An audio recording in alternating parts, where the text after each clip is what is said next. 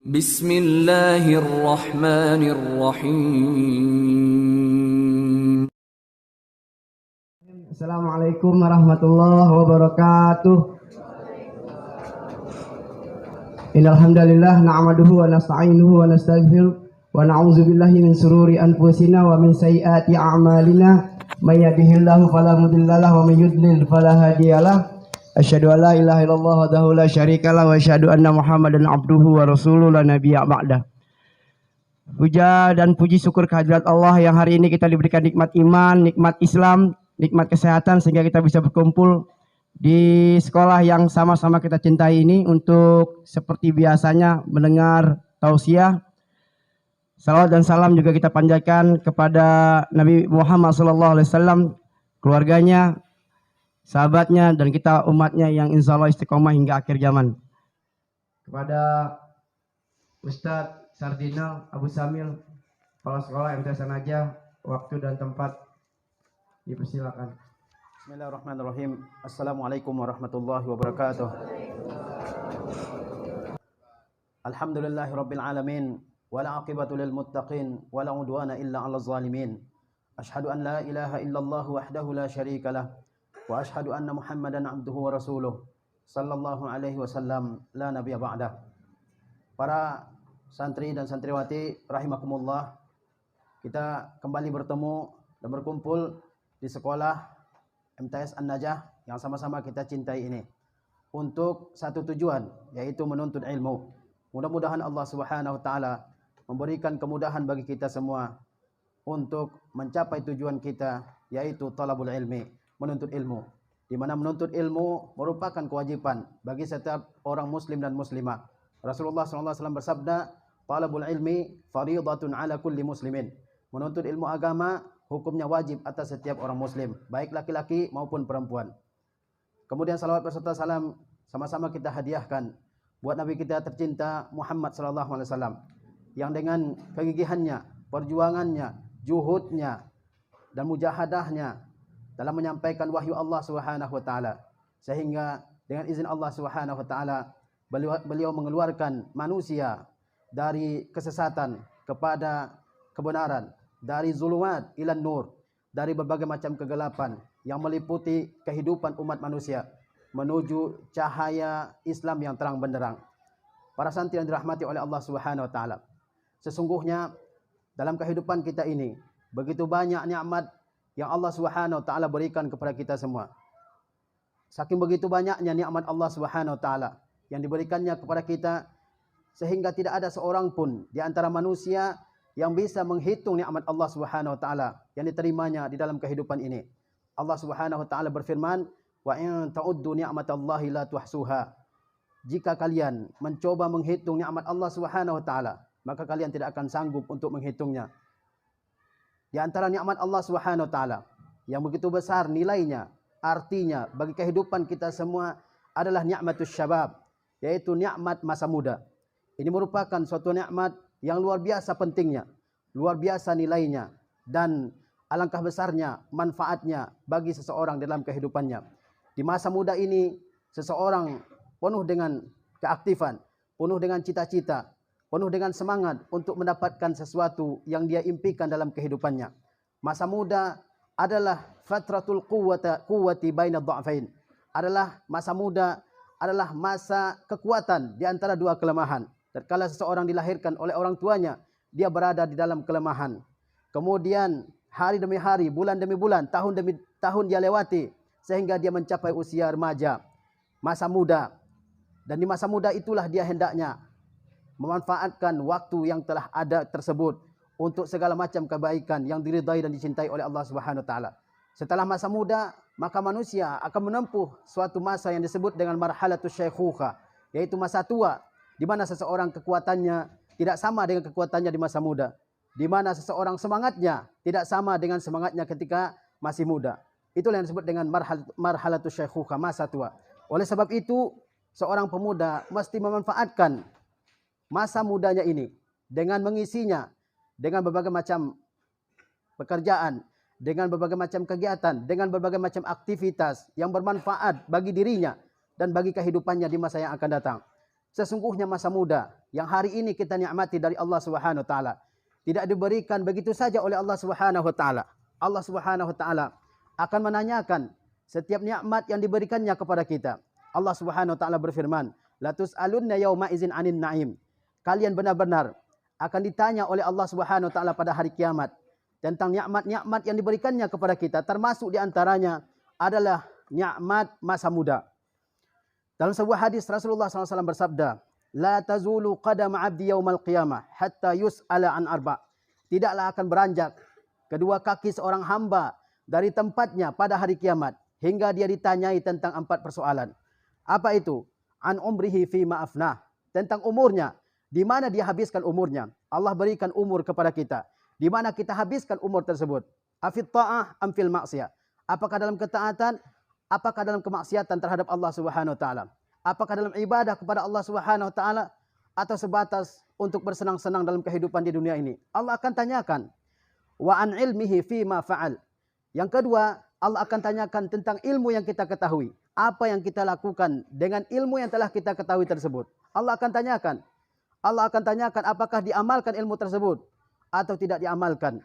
Seseorang yang diberikan ilmu oleh Allah Subhanahu wa taala, maka dia berkewajiban untuk mengamalkan ilmu tersebut. Ilmu bukan sebatas koleksi dalam otak dan pikiran kita. Ilmu bukan untuk sebatas dibangga-banggakan, tapi ilmu itu adalah untuk diamalkan. Sehingga ulama mengatakan al-ilmu ma nafa laisa ma hufiz. Ilmu itu adalah apa yang bermanfaat, yakni yang diamalkan, bukan yang dihafal dalam kepala kita. Betapa banyak orang yang hafal hadis, menghafal Al-Qur'anul Karim, hafal ratusan perkataan ulama, tetapi perkataannya, ucapannya, perbuatannya jauh dari tuntunan Al-Qur'anul Karim dan tuntunan Rasulullah SAW. Kemudian wa an malihi min aina iktasaba wa fima anfaqa.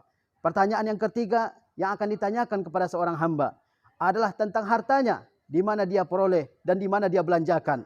Kemudian wa an jismihi fima ablah, dan tentang tubuhnya, di mana dia rusakkan, di mana dia habiskan tubuhnya ini. Dalam riwayat dikatakan wa an syababihi fima ablah, tentang masa mudanya, di mana dia habiskan. Jangan kita kira masa muda yang sekarang kita jalani, detik-detiknya, menit-menitnya, jam demi jamnya, hari demi harinya. Jangan kita kira dia adalah suatu pemberian yang gratis dari Allah Subhanahu wa taala. Tidak. Allah akan tanyakan kepada kita. Jika kita isi dengan ketaatan, maka kita termasuk di antara hamba yang beruntung. Tetapi jika kita isi dengan maksiat, dengan senda gurau, dengan permainan, maka kita akan menjadi hamba-hamba yang celaka di hadapan Allah Subhanahu wa taala. Masa muda ini adalah suatu masa yang sangat penting bagi seorang hamba dalam kehidupannya. Dan pada hari kiamat, apabila orang tidak memanfaatkan masa mudanya ini, maka dia akan menyesal dengan penyesalan yang sangat besar. Allah Subhanahu wa taala berfirman, "Wa yauma yu'radul ladzina kafaru 'alan nar, azhabtum thayyibatikum fi hayatikumud dunya, wastamta'tum biha, fal yauma tujzauna 'adzabal huni bima kuntum tastakbiruna fil ardi bighairil haqq wa bima kuntum tafsukun." Pada hari kiamat, orang-orang kafir akan digiring ke neraka, akan dibawa ke neraka. Lalu Allah Subhanahu wa taala berfirman kepada mereka, "Azhabtum thayyibatikum fi hayatikumud dunya." Kalian telah habiskan thayyibat, yaitu segala hal-hal yang baik dalam kehidupan kalian di dunia. Wastamta'tum biha, kalian bersenang-senang dengan segala kebaikan-kebaikan yang Allah berikan kepada kalian selama kalian hidup di dunia ini. Fal yauma tujzauna 'adzabal hun. Pada hari ini, yakni pada hari kiamat, kalian akan diberikan balasan berupa azab yang menghinakan. Bima kuntum tastakbiruna fil ard. Karena selama kalian hidup di muka bumi, kalian menyombongkan diri tanpa ada alasan yang hak. Wa bima kuntum tafsukun, dan karena kalian berbuat kefasikan di muka bumi. Thayyibat yang disebutkan dalam ayat tadi, azhabtum thayyibatikum fi hayatikumud dunya. Kalian habiskan yang baik-baik dalam kehidupan kalian di dunia ini. Sebagian ulama tafsir mengatakan bahwa di antara cakupan thayyibat adalah asyabab, masa-masa muda ini. Jika kita tidak memanfaatkannya, maka masa tersebut akan menjadi penyesalan bagi kita di hari kemudian, di hari kiamat. Maka kita hendaklah memanfaatkan masa muda ini untuk menuntut ilmu, untuk belajar, untuk memperbaiki diri, untuk membekali diri kita dengan ilmu yang bermanfaat dalam kehidupan kita ini. Sesungguhnya pemuda, mereka adalah orang-orang yang paling cepat menerima kebenaran. Mereka adalah orang yang paling siap menerima kebenaran. Oleh sebab itu kita lihat bahwa para sahabat Nabi Ridwanullah Ta'ala alaihim, yang mereka beriman kepada Nabi, yang mereka bersedia berkorban untuk membela agama Nabi, yang mereka bersedia untuk berjihad di jalan Allah Subhanahu wa taala, adalah asyabab, adalah para pemuda. Berapa umurnya Mus'ab ibn Umair ketika dia masuk Islam? Berapa umurnya Abdurrahman bin Auf ketika masuk Islam? Berapa umurnya Abdullah bin Mas'ud ketika masuk Islam? Berapa umurnya Zaid bin Thabit ketika masuk Islam? Mereka adalah asyabab, anak-anak muda semua. Dan mereka lah yang berjuang untuk menegakkan, menyebarkan agama Islam ini hingga sampai ke negeri kita ini. Para santri dan santriwati yang dirahmati oleh Allah Subhanahu wa taala. Allah mengisahkan tentang orang-orang yang beriman kepada Nabi Musa alaihissalam. Siapa yang beriman kepada beliau? Allah berfirman, "Fama amana li Musa illa zurriyyatun min qaumihi."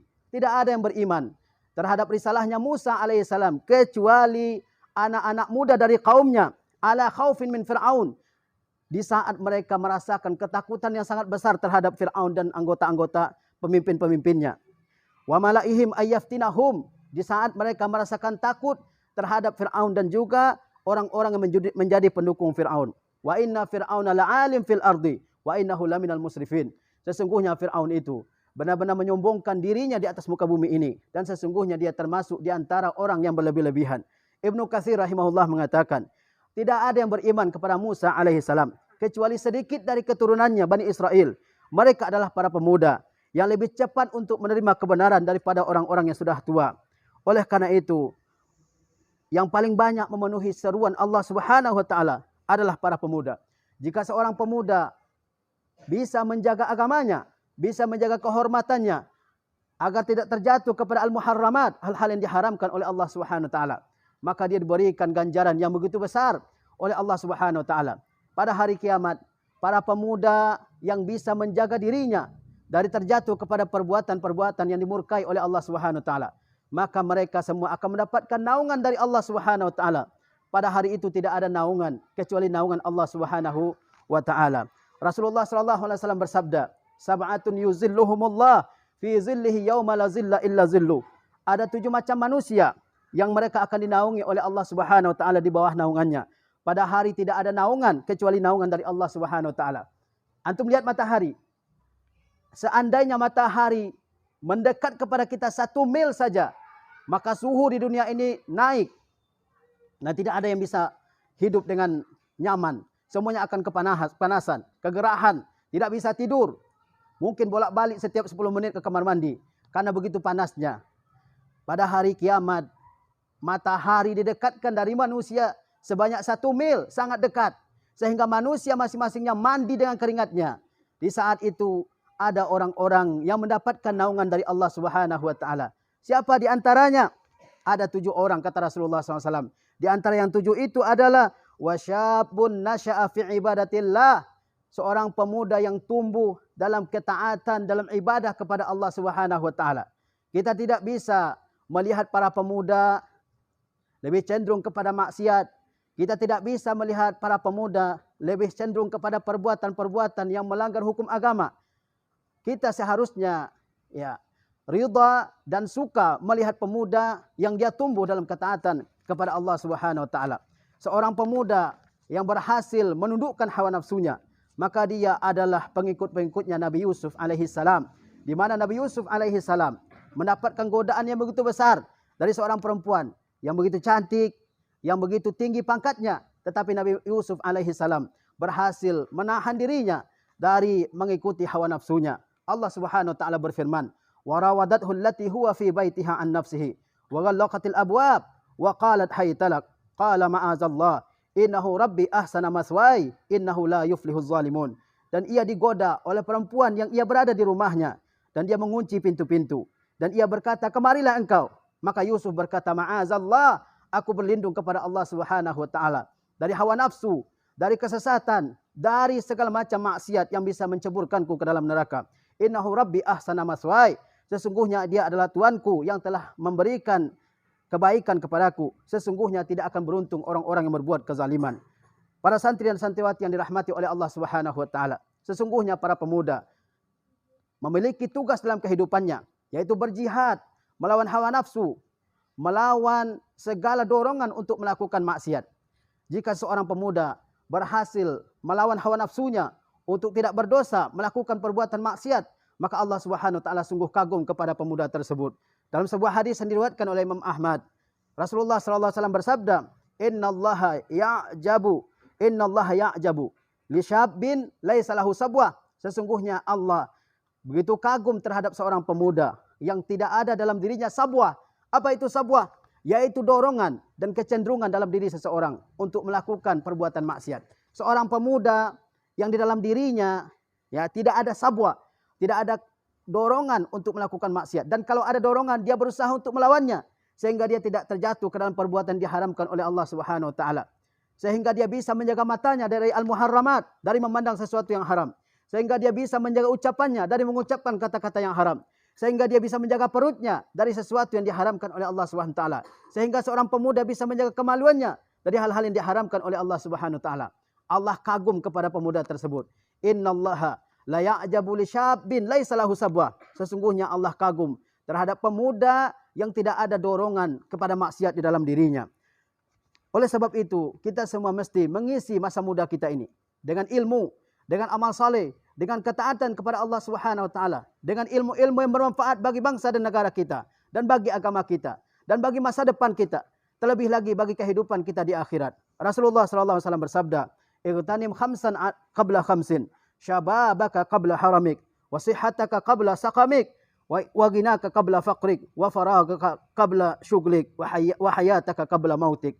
Kata Rasulullah sallallahu alaihi wasallam, manfaatkanlah oleh kalian 5 keadaan sebelum datang 5 keadaan yang lain. Pertama, masa mudamu sebelum datang masa tuamu. Ingatlah bahwa masa muda ini tidak akan lama. Kita akan berpindah dari masa ini. Hari demi hari kita lewati, berarti jatah umur kita yang diberikan oleh Allah SWT kita kurangi tiap hari. Jangan begitu bergembira dengan umur yang telah kita lewati. Hendaklah kita merasakan kekhawatiran terhadap diri kita. Karena setiap hari yang kita lewati, berarti umur yang telah Allah tetapkan bagi kita, kita kurangi setiap hari. Kemudian kata Rasulullah SAW, manfaatkan waktu sehatmu sebelum datang waktu sakitmu. Manfaatkan waktu kecukupanmu sebelum datang masa kefakiranmu. Manfaatkan waktu kosongmu sebelum datang waktu sibukmu. Dan manfaatkan kehidupanmu sebelum datang kematianmu. Kita semua alhamdulillah masih muda semuanya, masih sehat, ada kecukupan dan waktu kosong, dan kita masih hidup semuanya. Maka kita semua manfaatkan waktu ini. Masa muda, waktu sehat, waktu berkecukupan, waktu ada kekosongan, tidak disibukkan dengan mencari nafkah dan sebagainya. Dan kita semua masih hidup diberikan nafas oleh Allah Subhanahu wa taala. Maka kita semua berkewajiban untuk mengisi masa muda kita ini dengan bermanfaat. Jangan mudah disesatkan, jangan mudah diajak oleh orang-orang ke dalam berbagai macam maksiat. Kita harus punya daya tahan dalam diri kita untuk tidak mengikuti segala bentuk kemaksiatan, segala bentuk dosa dalam kehidupan kita ini. Apalagi di masa kita sekarang ini. Betapa banyak hal-hal yang bisa merusak seorang pemuda. Main game, merokok, ya, kemudian berpacaran, coba-coba minuman keras, narkoba, dan sebagainya. Begitu banyak kita lihat dalam kehidupan kita ini. Kita tidak boleh melakukan hal-hal yang bisa merusak kehidupan kita ini. Sesungguhnya kita semua mengetahui bahwasanya negara kita ini memberikan perhatian yang besar terhadap pemuda, menyediakan berbagai macam lembaga pendidikan untuk para pemuda. Karena sebuah negara, cita-citanya, harapannya tergantung kepada para pemuda. Orang-orang yang sudah tua, mereka semua akan pergi meninggalkan di dunia ini. Dan yang akan mengisi ya pembangunan dalam suatu negeri adalah para pemuda. Maka pemuda harus mengisi dirinya dengan ilmu, dengan bekal yang cukup untuk menghadapi kehidupan di masa yang akan datang ini. Jangan sampai kita menjadi orang-orang yang tidak ada artinya dalam kehidupan ini. Jangan sampai kita menjadi orang yang keberadaannya sama dengan ketiadaannya. Wujuduhu ka'adamihi. Ada orang yang datang ke dunia, kemudian dia pergi dari dunia ini tanpa memberikan bekas sama sekali. Dan ada orang yang datang ke dunia ini, dia menuntut ilmu, dia bersungguh-sungguh, dia bermujahadah, dia berkorban, dia begitu rajin dalam mencapai tujuannya dalam kehidupan ini. Sehingga dia menjadi manusia-manusia yang berarti dalam kehidupan ini. Itulah kita yang seharusnya. Jadilah kita sebagai orang-orang yang berbakti kepada negara kita, kepada agama kita, kepada bangsa kita, kepada masa depan kita. Janganlah sampai kita menjadi orang-orang yang tidak ada catatan kebaikan kita dalam sejarah ini. Seorang ulama mengatakan, la tarhil qabla an tatruk asaran. Janganlah kamu pergi dari dunia ini. sebelum kamu meninggalkan suatu bekas, suatu jasa dalam kehidupan kita ini. Janganlah kita menjadi seorang pemuda yang syabah lala. Apa itu sabah lala? Sabah lala yaitu seorang pemuda yang dia tidak punya tujuan hidup. Ini disebut dengan sabah lala. Malam hari dia begadang, siang hari dia tidur. Hidupnya hanya untuk main HP misalnya. Tidak ada hal besar yang dilakukannya dalam kehidupannya. Tidak menuntut ilmu, tidak belajar agama, tidak membekali dirinya dengan pengetahuan untuk bekal kehidupannya. Dan dia juga tidak beribadah kepada Allah Subhanahu wa taala. Sehingga dia khasira fid dunya wal akhirah. Sehingga dia menjadi orang yang merugi di dunia dan di akhirat. Jangan sampai kita semua menjadi orang yang seperti ini. Tidak menghasilkan sesuatu yang bermanfaat bagi kehidupan kita di dunia maupun di akhirat. Jadilah kita sebagai orang yang kehidupan di dunianya berarti dan kehidupan di akhiratnya bermakna. Itulah yang selalu kita mohonkan kepada Allah Subhanahu wa taala. Rabbana atina fid dunya hasanah wa fil akhirati hasanah wa qina azabannar. Itulah yang selalu kita mohonkan kepada Allah agar kita semua diberikan kebaikan oleh Allah Subhanahu wa taala di dalam kehidupan dunia ini dan juga dalam kehidupan di akhirat. Jangan sampai kehidupan kita ini tidak memberikan arti kepada kita, tidak memberikan makna kepada masyarakat kita, tidak memberikan faedah bagi bangsa dan negara kita semua. Sesungguhnya masa muda ini akan segera berangkat dari kita. Kita akan beralih kepada suatu masa di mana masa tersebut adalah masa syaikhukhah. Kemudian kita semua akan meninggal dan bertemu dengan Rabb kita semua. Jika masa muda kita ini kita manfaatkan dengan sebaik-baiknya, maka kita akan bertemu dengan Allah Subhanahu wa taala di akhirat. Di saat itu di akhirat, di surga, semuanya akan muda. Semuanya akan kembali muda dan semuanya akan menikmati kenikmatan yang Allah Subhanahu wa taala sediakan di surga. Rasulullah sallallahu alaihi wasallam bersabda, "Yadkhulu ahlul jannati jannata jurdan murdan mukahhalin abna'a salasin aw salasin wa salasina sana." Kata Rasulullah sallallahu alaihi wasallam, orang-orang mukmin akan masuk ke dalam surga dalam keadaan muda semuanya, mukahhalin, dan diberikan celak di matanya. Abna'u salasin, mereka semua berumur 30, aw salasin wa salasina sana, atau berumur 33 tahun. Kita semua jika masuk surga, orang-orang yang sudah tua akan kembali muda. Dan kita tidak akan bisa masuk ke dalam surga Allah Subhanahu wa taala kecuali dengan amal soleh yang kita lakukan di masa muda kita ini. Tuntutlah ilmu di masa muda ini. Jangan sia-siakan umur yang ada pada kita saat sekarang ini. Seorang al-imam dari kalangan tabi'in, Al-Hasanul Basri, beliau mengatakan, "Talabul hadisi fi sigari kan naqshi 'alal hajari." Menuntut ilmu di masa muda ini bagaikan mengukir di atas batu. Sesuatu yang diukir di atas batu akan tahan dalam waktu yang lama. Kita semua merasakan apa yang antum hafal waktu antum kelas 1 SD, kelas 2 SD, kelas 3 SD sampai hari ini tidak lupa dari ingatan kita, selalu tertanam dalam ingatan kita. Begitu juga apa yang kita hafal di saat sekarang ini.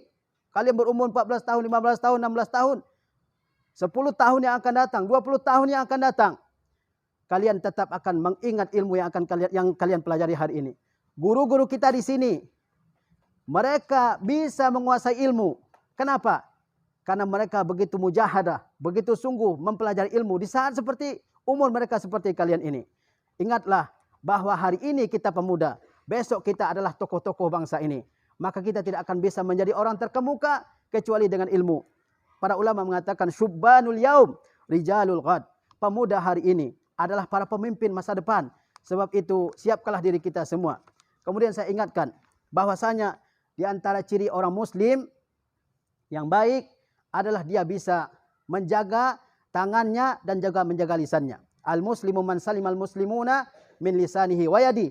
Orang muslim itu adalah orang muslim lain selamat dari kejahatan lisannya dan juga dari kejahatan tangannya.